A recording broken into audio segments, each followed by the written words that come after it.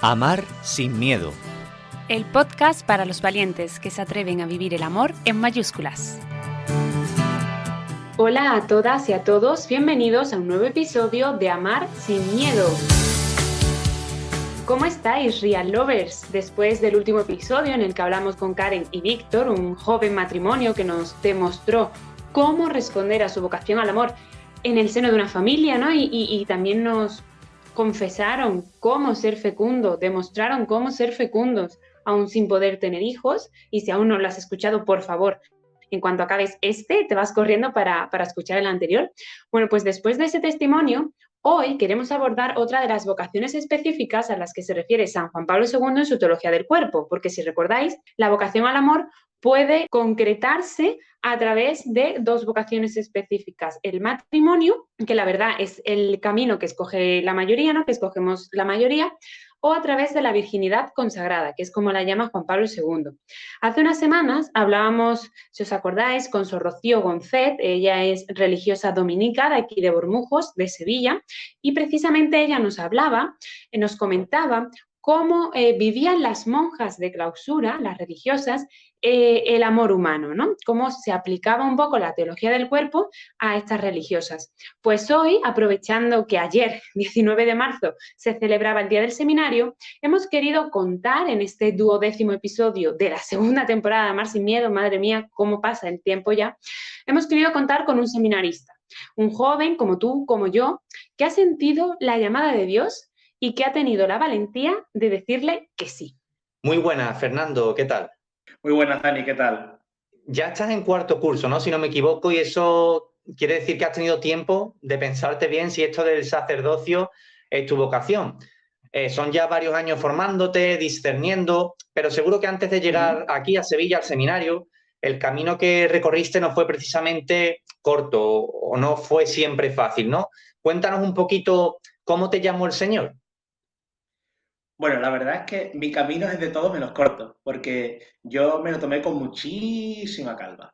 Tardé 6 años en dar el paso a entrar en el seminario, desde las primeras intuiciones hasta que di finalmente el paso de entrar, ¿no? Yo tendría entonces unos 16 años, había terminado cuarto de secundaria y empezaba primero bachillerato, ¿no? Tenía más o menos claro por lo que quería inclinarme cuando terminara el bachillerato, y quería hacer derecho, política, algo parecido a esto. Y bueno, pues llevaba una vida buena, pertenezco a una familia de clase media, media alta, sin muchos problemas económicos, sin muchas historias, una familia muy normal, creyente, practicante, no muy involucrada en la iglesia, pero sí practicante, ¿no? De misa de domingo y festividades, de rezar por las noches. Pero es verdad que con la perspectiva del tiempo, pues uno percibe que esa forma de vivir la fe era un poco, esta es la fe de lo que me han contado, no de lo que yo he experimentado, ¿no? Y, y eso es importante tenerlo en cuenta, ¿no? Porque en mi caso, la vocación es paralela al encuentro personal con Dios, ¿no? ¿Y cuándo se produce esto? ¿O de qué se vale el Señor, no? En este verano, entre cuarto de secundaria y primero de bachillerato, sufrimos un pequeño inconveniente familiar, es que mi padre se quedó en paro. Era el año 2012, plena crisis económica, la situación era muy complicada, mi padre entonces tenía 49 años y a mí se me cayó el mundo en lo alto, ¿no? Y 2 semanas después de aquello tuve una experiencia de fe muy fuerte, muy intensa, en una comunidad ecuménica monástica que se llama Tessé, que está en Francia, en la Borgoña francesa, muy cerca de Suiza. Y a mí aquel lugar, que tiene muchas cosas buenas, pero que no me quiero explayar mucho en esto, porque si no podemos estar aquí hablando hasta mañana, es un lugar muy especial, es un lugar de esos que uno puede decir que está tocado por la mano de Dios. Y la verdad es que a mí me cambió mucho la manera de ver el mundo. No solo porque yo por primera vez sentía a Dios, y un Dios vivo, y un Dios que me quería y que me amaba, y que no era ya un Dios de lo que me habían contado, sino un Dios que yo había experimentado. Entonces, ahí tu vida cambia brutalmente. Y luego me di cuenta de que donde yo quería que estaba la felicidad, resulta que ahí no estaba, sino que estaba en otras cosas, ¿no? Que aparentemente pues uno nunca le había visto el atractivo. Y ahí se lo empecé a ver. Entonces, digamos que cuando volví de TC, que fue solo una semana, pues en mi vida todavía había cosas que no terminaban de encajar, como que me sentía un poco incómodo. O sea, ha habido un cambio en mi vida, pero no sé por dónde va a salir esto. Y bueno, estaba con esa cierta... como es que ahora era la sensación como cuando uno tiene un problema de matemáticas y no sabe resolverlo, y entonces está atascado ahí y no te sale, y venga, y otra vez, y no te sale. Y bueno, pues a mí me salió la respuesta un día 4 de octubre del año 2012 en una misa de inicio de curso parroquial en mi parroquia en la consagración. Estaba de rodillas en el banco, recuerdo perfectamente hasta el banco en el que estaba, podría repetir el momento Madre mía, perfectamente. madre mía. Y, y recuerdo estar de rodillas y como esa sensación de cuando uno ha resuelto un problema súper difícil, el problema matemático del que hablaba antes, ¿no? De repente, ¡plaf!, se te enciende la bombilla y tienes la solución al problema. Y eso fue lo que a mí me pasó. Yo encontré la solución al problema de mi vida, a esa sensación de hay algo que tiene que cambiar, pero no sé el qué, que yo tenía por dentro, ¿no? Claro, eso he dicho que fue 6 años antes de entrar en el seminario. Yo me pasé un año negándome sistemáticamente a que eso podía pasarme a mí. O sea, esto a mí no puede pasarme. O sea, Porque en me esa niego rotundo. consagración, tú perdona, Fernando, en esa consagración tú sentiste que el Señor te llamaba a ser sacerdote. Sí, efectivamente. Además, O sea, cuando antes, en principio, antes de esa experiencia en TC y demás, no habías tú imaginado, ni se te había presentado, ni te habían propuesto mira, si soy nada. sincero, yo la verdad es que no tengo ningún referente sacerdotal cercano en mi familia, ni en mi entorno de amigos.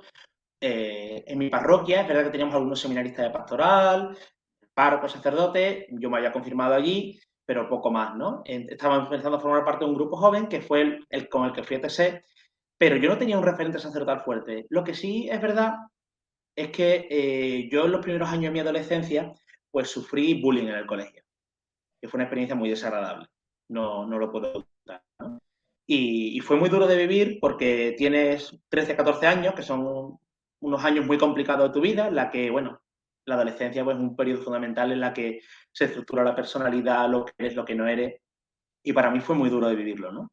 Entonces yo estaba un poco como marginadito, ¿no? Y estaba un poco alejado, no tenía un grupo de amigos muy fuerte, me daba una vergüenza horrorosa hablar con niñas, yo me moría de la vergüenza, me moría de la vergüenza. Y entonces, pues para mí TC también fue un cambio en este sentido, porque ya la época del bullying había quedado atrás, empezaba a tener mi grupo de amigos y de amigas, me relacionaba con mucha naturalidad con todo el mundo, y para mí, pues, aceptar que ahora que todo iba bien, de repente Dios me llamaba a ser sacerdote, cuando ya las cosas como que pintaban bien para que yo pudiera encontrar una niña que me gustara, pues claro, era para mí un drama, era un drama, entonces esto no puede pasarme a mí. Ese era mi drama y por lo que yo insistentemente decía, no, me niego. Entonces, bueno, pues tardé un año, pero el Señor es muy persistente. El Señor es, cuando el Señor se empeña en una persona, no la suelta, no la suelta. Y eso es un poco la historia de mi vocación, en verdad. O sea, de una persona que, como yo, que he puesto muchas trabas y muchos impedimentos y mucho, bueno, pues ahora el Señor te espera. Y la historia de cómo Dios también ha sido fiel y ha seguido siempre llamándome. Y yo ha habido un punto que no he podido negarme, ¿no? Entonces, pues fueron muchos años de discernimiento con ese seminarista que estaba en mi parroquia, que me dirigió espiritualmente, ya como seminarista, como diácono y como sacerdote. Entonces fue muy bonito porque él ha acompañado mi proceso y yo de alguna manera también he acompañado su proceso de seminarista a sacerdote. Qué Y para mí bonito. esto ha sido muy, muy importante, ¿no? Y también para mí ha sido un referente sacerdotal y un modelo sacerdotal, ¿no?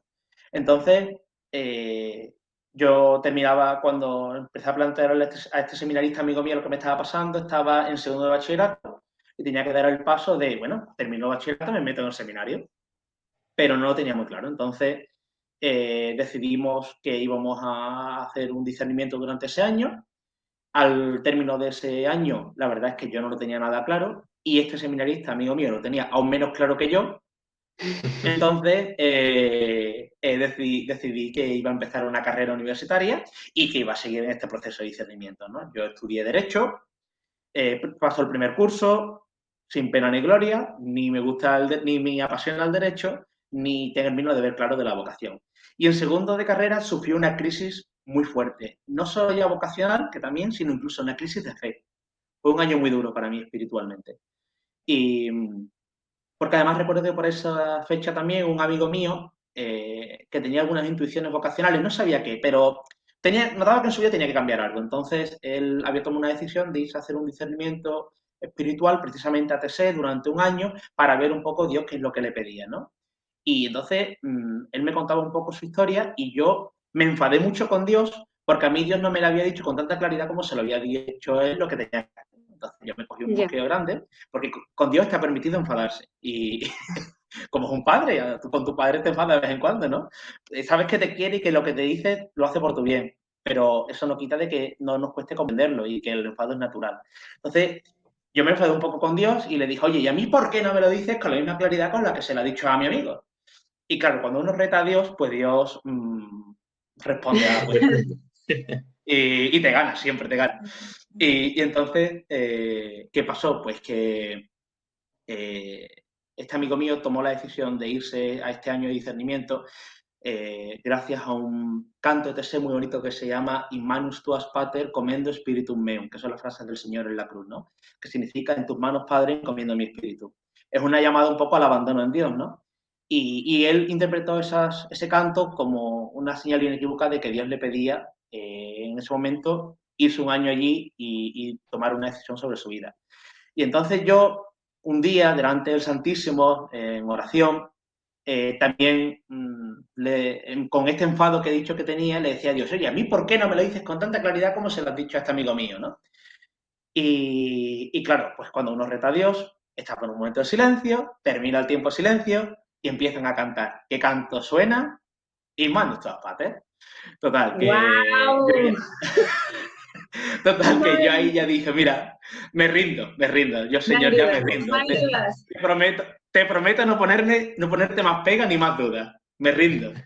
Y yo estaba terminando segundo de carrera, entonces tenía la decisión de o bien dejo la carrera ahora y entro en el seminario, o bien termino la carrera. Y tomé la decisión de terminar la carrera porque personalmente creía que, aparte de lo intelectual que me podía aportar, que era en mayor o menor medida, eso es un poco relativo, pero para mí la universidad fue una experiencia muy enriquecedora desde el punto de vista humano. Y yo no quería dejar de tener esa experiencia que para mí pues, me sacó un poco de mi comodidad y de mi círculo habitual y fue muy enriquecedora, ¿no? Y bueno, pues cuando iba ya terminando la carrera, me quedaba solo por presentar el trabajo de fin de grado, pues vine a hablar al seminario con nuestro rector, con don Antero, y bueno, pues desde entonces aquí estoy.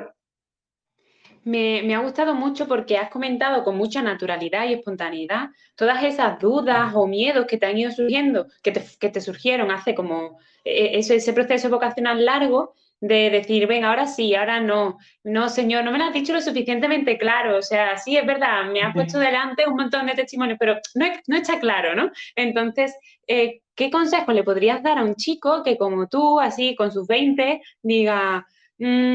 ay, no sé si el Señor es lo que me está pidiendo, ¿no? ¿Qué signos puedes tú ver en tus compañeros, en tu vida de discernimiento vocacional, que sí, que verdaderamente son señales de que el Señor te pide algo más, ¿no? Porque muchas veces yo creo que muchos jóvenes, con muy buena intención, piensan, no, a mí lo que el Señor me pide obviamente es, pues sí, que me entregue santamente, pero siendo solidario, con voluntariados, con no sé qué, intentan llenar esa especie de llamada con actividad, con activismo, ¿no? Pero realmente quizás le está llamando a dar un paso en esa vida consagrada que hacéis también los sacerdotes, ¿no? ¿Qué signos o señales podrías decirme que tú ves o en tu entorno de esta llamada del Señor? Bueno, la verdad que es que todo el mundo, cuando empieza un discernimiento espiritual, espera unas manifestaciones muy espectaculares. Espera que se le vayan los angelitos, que se aparezca el Señor en su gloria, un poco en visiones de Santa Teresa de Jesús, que eso sucede, pero no es lo común, ¿sabes? Dios se manifiesta de maneras mucho más naturales, mucho más discretas, y se manifiesta de esa manera porque quiere respetar la libertad humana. Si Dios se manifestara siempre de manera muy apabullante, a nosotros no nos quedaría más que seguirlo. Entonces yo creo que eso lo hace Dios cuando hay uno que se pone un poco cabezón, ¿vale? Pero yo creo que el Señor se fía mucho de nuestra conciencia y de nuestra libertad. Entonces, yo creo que la clave, al fin y al cabo, en los discernimientos espirituales es que tú acabes haciendo una lectura creyente de tu vida, ¿no? Y hacer una lectura creyente de tu vida es hacer una lectura creyente de tu pasado, de tu presente y de tus anhelos y de tus sueños, ¿no? También es ser honesto contigo mismo y darte cuenta de cuáles son los dones que tú tienes.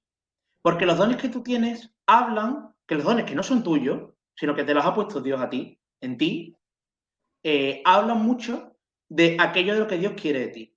Para mí, por ejemplo, fue un elemento de discernimiento muy importante el percibir que desde siempre, yo he sido siempre el típico amigo al que todos mis amigos y amigas recurren cuando tienen un problema. El típico al que llaman, oye, tengo un drama, y me cuentan su drama. Entonces, para mí, eso ha sido como un elemento muy clave de discernimiento, de decir, oye, es que la gente ve en mí a una persona que le escucha, que le acompaña, que le aconseja. Yo soy muy sacerdotal. Sí. Entonces, para mí, eso fue un elemento muy fuerte de discernimiento, ¿no? Luego, yo os he dicho que soy un firme defensor de que Dios quiere que nuestra opción sea en libertad, ¿no? Entonces, aquí también hay una cosa y es que Dios lanza la caña, pero tú te tienes que dejar pescar, ¿vale? Claro. Me sedujiste, Señor, y me dejé seducir. O sea, aquí no es Dios que te arrastra de una manera brutal y absoluta. Al menos no ha sido mi caso, ¿no? O sea, Dios ha sido muy respetuoso con mis procesos y mis tiempos. Entonces, ha sido también una respuesta desde mi propia libertad y desde la conciencia de la presencia de Dios en mi vida y dónde ha estado especialmente presente y en dónde ha puesto Él sus dones en mí, por lo que yo he terminado discerniendo que Dios me llama a sacerdocio. Pero son cosas muy, muy pequeñitas. Por eso digo que es importante esa lectura creyente de la realidad. Porque al fin y al cabo, los discernimientos tienen momentos fuertes, como los que yo os he contado en mi vocación. Pero mi vocación no se basa en esos 2 momentos o 3 momentos fuertes, sino que se basa precisamente en la cotidianidad y en la conciencia del paso de Dios por el día a día. Y en cómo Dios te va poniendo ciertas situaciones por delante que te van configurando con esa vocación. Yo creo que eras tú el que comentaba en un testimonio vocacional que dimos los 3 juntos hace poco ante un grupo de universitarios, que comentabas ese pasaje del Antiguo Testamento, ¿no? En el que el Señor se presentaba, o sea, en el que estaba Moisés, un profeta, no sé, tú lo sabrás mejor que yo, esperando, ¿no? Y decía, pasó la tormenta, pasó el fuego, pasó un huracán y no estaba Dios. Y pasó una brisa suave y ahí estaba Dios, ¿no? Entonces, cuando muchas veces lo que decías al inicio de esta respuesta, ¿no? De que quizás los jóvenes, o no tan jóvenes, que también hay llamadas tardías, ¿no? Sí, bueno, tenemos compañeros bastante mayores. No. Y diga, mira, sí, tú, te elijo a ti como sacerdote mío. Pero no, el Señor también está en esos susurros y en esa cotidianidad, ¿no? Dios está la mayor parte de las veces en lo sencillo y no en lo espectacular. Y es verdad que nos cuesta asumirlo, porque es más fácil seguir a un Dios espectacular. Es más fácil seguir a un Dios apabullante. Pero Dios es apabullantemente discreto, apabullantemente sencillo. Y se manifiesta en la apabullante simplicidad e incluso en el apabullante silencio. Lo cual, porque en todo discernimiento vocacional también hay unas dosis muy altas de silencio de Dios, ¿no? Y de tú decir, bueno, ¿y ahora qué hago? Pues tienes que aprender a vivir con ese silencio y darte cuenta de que ese silencio también es respuesta de Dios, ¿no? Ese silencio también es respuesta de Dios. Y Fernando, bueno, una vez que recibes esta llamada de Dios, que te lo deja bastante claro, a pesar de las dudas del principio, das el paso, le dices que sí, entras en el seminario, hemos hablado al principio de la entrevista, 4 años ya. Bueno, pues, ¿qué te parece si nos cuentas un poquito brevemente cómo es la vida de un seminarista, no cómo es tu día a día? Porque habrá muchas personas que a lo mejor están pensando en dar el paso, que a lo mejor todavía Dios no se lo ha dejado tan claro y a lo mejor necesitan, ¿no?, saber cómo es el día a día de un seminarista, ¿no? Que vea que sois personas también súper normales y que Efectivamente. no estáis separados del mundo en absoluto. Que va, que va. Además que la vocación del sacerdote diocesano secular, como su propio nombre indica, secular viene de siglo. Nosotros tenemos que estar en el siglo, o sea, nosotros somos hombres y somos hombres de nuestro tiempo y tenemos que vivir en nuestro tiempo y tenemos que ser conscientes de cómo es el mundo al que vamos a servir. Nosotros no tenemos que alejarnos del mundo porque nuestra vocación es distinta a la de un cartujo. La vocación del cartujo yo la admiro muchísimo, pero para mí sería absolutamente incompatible porque a mí me encanta la calle, me encanta estar en el mundo, me encanta entrar, salir, para arriba y para abajo. Entonces, yo tengo muy claro que no podemos alejarnos, ¿no? Entonces, nuestra vida, yo siempre comparo el seminario con un centro de alto rendimiento. Se parece mucho a un centro de alto rendimiento al que van los deportistas de élite, ¿no? Nosotros tenemos un ritmo de vida muy intenso, muy bonito y muy completo. Entonces, nuestra vida pues comienza más o menos sobre las 7 de la mañana, la hora que nos levantamos, y a las 7:30 tenemos la Eucaristía con el resto de los laudes.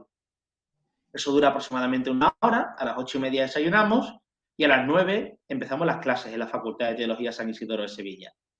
Hasta las 2 de la tarde, más o menos, hay días que a lo mejor pues tienes alguna hora menos, pero los días que más clases va a tener son 5 horas de clase con su descanso, que nadie se asuste.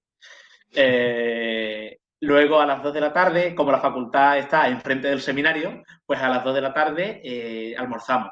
La verdad que es un horario un poco británico, eso al principio cuesta un poco porque aquí nosotros somos mucho de comer eso de las 3 de la tarde y eso de comer a las 2 al principio cuesta, ¿no? Pero bueno, comemos a las 2 de la tarde, terminamos sobre 2:30, 3 menos cuarto, y a partir de esa hora, ya hasta las 4, 4:30, es tiempo de descanso. Hay mucha gente que lo dedica a dormir la siesta y otros como yo, que no somos capaces de dormir la siesta, pues aprovechamos para salir a dar un paseo, para salir a hacer deporte, para salir a comprar, para tirarte en la cama, o para estudiar los días que hace falta estudiar un poco más, ¿no? De 4 a 8 es el tiempo que el seminario tiene pensado normalmente para el estudio y para otro tipo de actividades formativas, como entrevistas con el director espiritual, con el formador, o formaciones en el ámbito humano o espiritual. A las 8 se reza el rosario, a las 8:30 las vísperas, y después hay un tiempo prolongado de oración personal hasta las 9:30. A las 9:30 cenamos y a las 10:30 rezamos las completas, que es la última oración del día. Nuestra vida está pues eso estructurada en torno al rezo de la liturgia de las horas, que es un poco lo que da orden y sentido a nuestro día a día, porque nosotros no tenemos la obligación de hacer esa liturgia de las horas, pero los sacerdotes y las religiosas sí tienen esa obligación de hacerlo. Entonces, bueno, es bonito que nosotros ya desde el seminario pues vivamos esto. Este es un poco nuestro día a día. Es verdad que el seminario es una caja de sorpresas. Entonces, este orden que yo os he contado rara vez será así, porque siempre hay una excepción y tienes que tener como un margen muy amplio de flexibilidad horaria. O sea, de repente un día resulta que hay tal circunstancia y te llama el rector, oye, recuerdo un día que yo había terminado un examen y estaba yo súper tranquilo, digo, esta tarde me la tomo tranquilo, voy a aprovechar y voy a salir a tomar un café con una amiga, que hace mucho tiempo que no la veo, tal que sí cual, y de repente me llama, cuando estoy ya para salir, me llama el rector y me dice, oye, Fernando, ¿qué estás? ¿Estás haciendo algo? Y digo, no, no estoy haciendo nada. Y dice, bueno, pues vente con nosotros que vamos a dedicarnos a preparar los sobres para la campaña vocacional, los sobres que se mandan a las parroquias. Total, que mi café pues se tuvo que atrasar. Entonces, ¿qué quiero decir? Que hay que tener una cierta flexibilidad, ¿no? Pero en general es una vida muy ordenada y además el escenario es bastante previsible, entonces te permite organizarte bastante bien. Y los fines de semana pues salimos a las parroquias en las que estamos enviados de pastoral y ahí pues es un ritmo completamente distinto, nos adaptamos un poco a la realidad pastoral a la que vamos enviados, ¿no? No es lo mismo si vas a ciudad que a pueblo, a una parroquia que a otra, con un cura que con otro, porque cada cura tiene su estilo, ¿no? Entonces los fines de semana pues son un poco más distintos y más flexibles. Y yo la verdad que disfruto mucho de ellos también. Muy bien, pues yo creo que ha quedado muy claro y que además está bastante bien desgranado. Así que ya sabéis, tenéis una vida de oración, de formación y también de estar en el mundo y de mucha comunidad, porque yo he ido muchas veces al seminario y yo siempre veo muy buen ambiente, chicos jóvenes, los que no son tan jóvenes también se integran súper bien, de distintas nacionalidades, también muy buen rollo con sus formadores, con los sacerdotes, de verdad que es un ambiente muy bonito. Tú has dicho que es como un centro de alto rendimiento, es cierto, pero a mí también me da cierto aire como a colegio mayor, ¿no? O sea, a colegio mayor de universitario. Y es muy bonito también. Es verdad Bueno, pues que buscamos también los momentos para la vida comunitaria y nosotros siempre intentamos también buscarlo, ¿no? Pero eso sobre todo a partir de los viernes, los sábados, que tenemos un poco más de flexibilidad horaria y también buscamos los huecos para la comunidad. pues ya un poco entrando en materia, para que tampoco se nos alargue mucho este episodio, queríamos hacerte algunas preguntas que ya le comentábamos también a Sor Rocío, porque como sabes, sabemos que eres fiel oyente de Amar Sin Miedo, un poco hablamos de la teología del cuerpo, del amor humano, y hay una cuestión que por supuesto nos atañe a todos, no solo a los matrimonios, no solo a los novios, sino a toda persona, sea cual sea su vocación, y es que la sexualidad, como digo, es parte de toda persona, ¿no? Parte de cualquier persona que tenga un cuerpo. ¿Cómo vive un seminarista, un futuro sacerdote, una sana sexualidad? Bueno, voy a responderos contándoos una cosa que me pasó una vez que fui a dar testimonio al SARU. La primera vez que fui a dar testimonio al SARU. Estábamos de crisis de confirmación y era un grupo amplio de chicos y chicas más o menos de mi edad, ¿no? Yo estaba muy cómodo y estaba también un matrimonio que también hablaba un poco de la vocación matrimonial y yo hablaba de la vocación sacerdotal, ¿no? Y al final de todo hubo como de preguntas, ¿no? Y un chaval allí, de manera que a mí me resultó muy inocente y muy entrañable, me preguntó, oye, ¿y los curas cómo hacéis para no enamoraros? Claro, yo me reí mucho y digo, mira, te voy a contar un secreto en medio de un sitio lleno de gente. O sea, siempre me gusta ser un poco provocador. Digo, te voy a contar un secreto. Los curas también se enamoran. Pero el chaval se quedó súper impactadísimo. La frase causó sensación, dio vueltas por todos lados. De hecho, le llegó hasta a mi padre. Tu hijo el otro día dijo en el salón que los curas también se enamoran. Total, que me vi en la obligación de aclarar la frase, que era un poco provocadora. Y lo decía en un doble sentido de que los curas también se enamoran. Los sacerdotes, o los que vamos a serlo, no perdemos la capacidad de sentirnos atraídos por una mujer. O sea, la mujer nos sigue pareciendo guapa. Pero como a un hombre casado o a una mujer casada le puede parecer un hombre o una mujer diferente a la suya atractiva. Ahora bien, también tengo muy claro de que amar es elegir. Y te dijo a ti. Y elegir a una persona es renunciar al resto. ¿Vale? Los sacerdotes y los seminaristas y los consagrados y consagradas en general amamos a Dios porque Él nos ha amado primero y hemos elegido a Dios porque Él nos ha elegido a nosotros. Y por lo tanto renunciamos también a lo otro. Pero eso no quita que nosotros no nos sintamos atraídos, en mi caso pues por una mujer, ¿no? Me sigue pareciendo atractivo. Una mujer guapa sigue pareciéndome guapa. Ahora bien, esta respuesta que yo he dado un poco provocadora de los curas también se enamoran, es porque yo estoy convencido de que los sacerdotes, de que los religiosos, de que los consagrados y consagradas, tenemos que ser personas profundamente enamoradas de Dios, profundamente enamoradas de la Iglesia y profundamente enamoradas de la humanidad. Y entonces, cuando uno vive su celibato en esa clave, no se hace tan cuesta arriba como te lo pinta.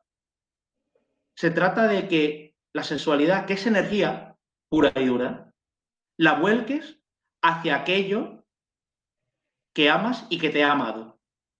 Amar a Dios, amar a la Iglesia, amar a todos los hombres y mujeres. Entonces, no es una vocación a renunciar al amor, es una vocación a vivir el amor de una manera diferente y muy radical, muy plena y de la que yo estoy absolutamente enamorado y fascinado. Wow, yo es que después de esto ya creo que no podemos añadir nada más. O sea, es una vocación que está llamado al amor radical. Y es que es verdad que los consagrados, dice Juan Pablo II, que nos estáis adelantando a todos los casados. Quiero decir, en el cielo estaremos así, o sea, desposados con Cristo, desposados con Dios. Y vosotros como que ya estáis adelantando, ¿no? Ese momento para ser signo en la tierra del cielo, ¿no? Entonces a mí es que me parece precioso y muy valiente también. Sí, y el ejemplo, vamos, la anécdota también que has contado me ha parecido genial, muy ilustrativa además de eso de lo que es el amor, ¿no? De lo que es el enamoramiento y lo que has definido el amor como tal, ¿no? Que es escoger, que es elegir a la persona, en este caso a Dios, que en este caso vosotros pues habéis decidido amarle porque Él previamente os ha escogido y os ha amado a vosotros, ¿no? Quizá, Fernando, ya para terminar, te queremos plantar que esto también se lo propusimos a Sor Rocío, la religiosa dominica que entrevistamos hace algunas semanas, es lo siguiente, es que evidentemente los sacerdotes, pues en este caso, como escogen a Dios, pues renuncian a esa paternidad biológica que a lo mejor, pues, a la que no renuncian, ¿no? Los matrimonios. Y que es una llamada y que es una real, llamada, o sea, exacto. que la paternidad está ahí, ¿no? Las mujeres, los hombres, los varones, todos tenemos ese instinto de paternidad y maternidad, ¿no? Pero eso no quita, o no quiere decir que no podáis tener multitud, por decir una cifra de hijos espirituales, ¿no? Entonces, ¿cómo vive un seminarista, como tú en este caso, ese aspecto de la vida? Es decir, lo que podríamos llamar esa paternidad espiritual. No sé si ha sido duro, por ejemplo, renunciar a la posibilidad de tener hijos biológicos.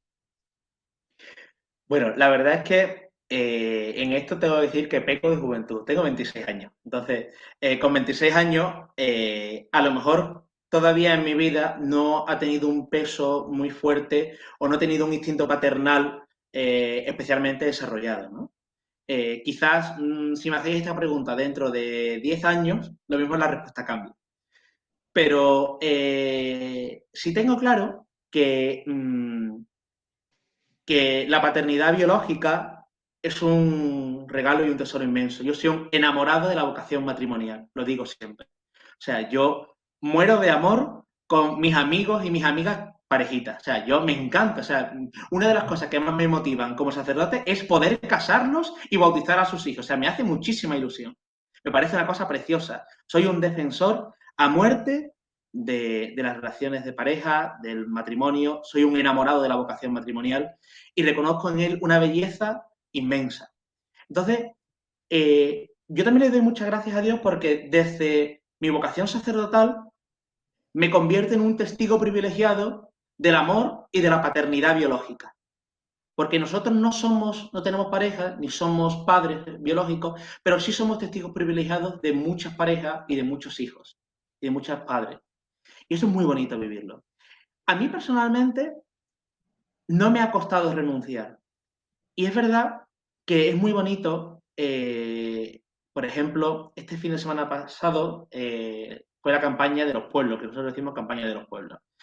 Y el evangelio entre las lecturas del día, una de ellas era del libro de Génesis, y es que el Señor le dice a Abraham, mira las estrellas del cielo, así será tu descendencia, ¿no?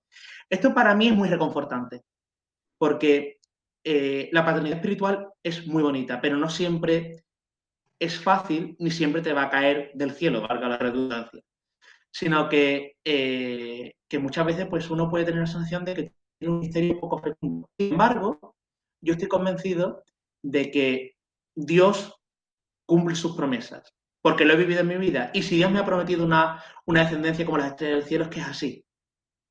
Nosotros aquí en el seminario tenemos una broma entre nosotros. Siempre está el dicho popular de cuando alguien le desea bien a alguien o cuando alguien le agradece, que Dios te dé una buena mujer y muchos hijos. Pues nosotros siempre decimos que Dios te dé una buena parroquia y muchos hijos espirituales. Entonces es muy bonito vivirlo. Como he dicho además, en mi vocación es muy importante esa noción del acompañamiento y de la paternidad espiritual, porque ya lo he vivido antes de ser seminarista, ¿no? Entonces, me apasiona esa faceta del sacerdote, el sacerdote como padre, pero también me cohíbe mucho porque soy consciente de que podemos hacer muchísimo bien a una persona o podemos hacer muchísimo mal. Entonces, me llama también a prepararme de manera muy seria, muy responsable, muy concienzuda y siempre de manera fiel al Señor, con una vida espiritual y una vida psicológica y humana fuerte y arraigada en Cristo, para que mi paternidad de verdad conduzca a los demás al que es de verdad Padre de todos, que es el Señor. Pues muchísimas gracias, Fernando, por todo lo que has comentado, por tu espontaneidad, por tu sinceridad y porque yo creo de verdad que ha quedado claro ese amor que le tienes a Dios, ese amor que le tienes a la Iglesia, y que yo espero de verdad de corazón que le cambie la vida a alguno de nuestros oyentes. Que sí, que si estás dudando, tú, chico de 20, 15, 30 años, y has escuchado a Fernando, no esperes más, o sea, adelante, da el paso y entra en el seminario, ¿no? Así que muchísimas gracias por acompañarnos hoy, por compartir, como digo, con nuestra comunidad de Real Lover este precioso testimonio y de amor en mayúsculas. Muchas gracias, Fernando. Muchas gracias a vosotros. Un abrazo.